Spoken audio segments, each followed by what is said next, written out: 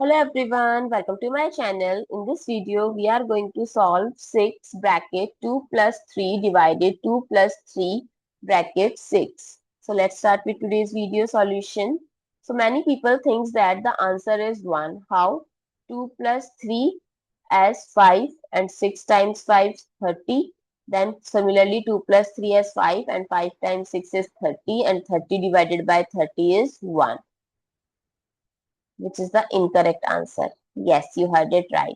When you have given multiple operations like bracket, then in addition in between them, then there's a division, then again bracket, then you have to follow Bodmas or PAMDAS rule, which is also known as order of operation. Comment down below in your country what you called it.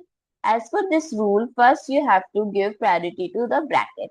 So this gives 5 divided by 5 multiply 6. Now, as per Bodmas PAMDAS rule, we know that multiplication and division both have same priority, but people forget what? That we have to solve it from left to right always. So from left to right, it gives 6 times 5 is 30 divided by 5 times 6. 30 divided by 5 times 6. This gives us 6 times 6, that is 36.